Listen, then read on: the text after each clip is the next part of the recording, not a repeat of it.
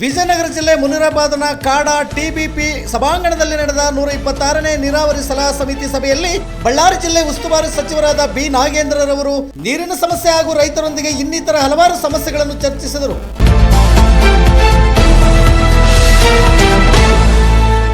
ಈ ಸಂದರ್ಭದಲ್ಲಿ ಕಂಪ್ಲಿ ಶಾಸಕರಾದ ಜೆಎನ್ ಗಣೇಶ್ರವರು ಹಾಗೂ ರೈತ ಮುಖಂಡರು ಉಪಸ್ಥಿತರಿದ್ದರು.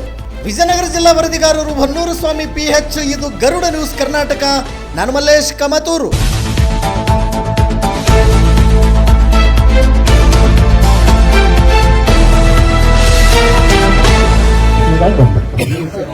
ಒಂದು ನಿಮಿಷ ಹೇಳ್ಬಿಡ್ತೇನೆ.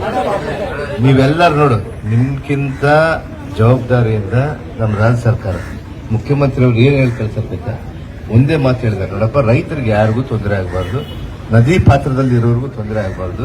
ಅದು ನಮ್ಗೆ ಗೊತ್ತು, ಕಾವೇರಿಗೆಲ್ಲ ಕಿಚ್ಚು ಹೆಂಗ್ ಹತ್ಕೊಂಡಿದೆ. ಆದ್ರೂ ನಮ್ಮ ರೈತರು ನಾವು ಬದುಕ್ತಾ ಇದೀವಿ. ಇಲ್ಲಿ ಕೂಡ ಹೋಗಿ ನಮ್ಮ ರೈತರನ್ನ ಬದುಕೊಳ್ಳಿ ಅಂತೇಳಿ ಇವತ್ತು ಸಲಹಾ ಸಮಿತಿ ಅಧ್ಯಕ್ಷರು ಮಾಡಿ ನಮ್ಮ ಶಿವರಾಜ್ ತಂಗಡಿಗವ್ರನ್ನ ಮಾಡಿ ಕಳಿಸಿದ್ದಾರೆ. ಇವತ್ತು ನಮ್ಮ ಎಲ್ಲಾ ಜಿಲ್ಲೆಗಳಿಂದ ಇವತ್ತು ಶಾಸಕರು ಗಣೇಶ್ ಆಗಿರ್ಬೋದು, ನಾಗರಾಜನ್ ಆಗಿರ್ಬೋದು, ಬೇರೆ ಬೇರೆ ರಾಯಚೂರು ಎಲ್ಲರೂ ಬಂದು ಪ್ರತಿಯೊಬ್ಬರು ಕೂಡ ರೈತರ ಪರವಾಗಿ ಇರ್ಬೇಕಂತೇಳಿ ಕೂಡ ನಿರ್ಧಾರ ತೆಗೆದುಕೊಂಡು ಇವತ್ತು ನಮ್ಮ ಕೆನಾಲ್ಗಳಿಗೆ ಬಿಡೋದು ಒಂದು ಸಂಬಂಧ ಒಂದು ಪರಿಸ್ಥಿತಿ ಐತದೆ. ಅದಿನ್ನ ನಮಗೆ ಇವತ್ತಿನ ಪ್ರಕಾರ 82 TMC ಇದಾವ, ಅದರಲ್ಲಿ ಕಡಿಮೆ ಇದಾವ. ಏನೋ ದೇವ್ರ ಮೇಲೆ ಭಾರ ಹಾಕಿ ಮಳೆ ಬರ್ತದೆ, ಇನ್ನೊಂದು 10 TMC 15 TMC ಬರ್ತದೆ ಅಂತ ಧೈರ್ಯದಿಂದಲೇ ಇವತ್ತು ತೀರ್ಮಾನ ತೆಗೆದುಕೊಂಡು ಬಿಟ್ಟಿವಿ. 90 ದಿನಕ್ಕೆ ನಾವು ಕೊಡಬೇಕನ್ನೋದು ಈಗಾಗಲೇ ಕೂಡ ನಿಮ್ಗೆಲ್ಲ ಗೊತ್ತಾಗುತ್ತೆ. ಅದರ ಜೊತೆಗೆ ನದಿ ಕೂಡ ಬಿಡ್ಲೇಬೇಕಂತ ಹೇಳಿ ನಮ್ಮ ಪ್ರಯತ್ನ ಇರುತ್ತೆ. ಇವತ್ತೇ ಈಗಾಗಲೇ ಕೂಡ ನೀರು ಬಿಟ್ಟಾರ.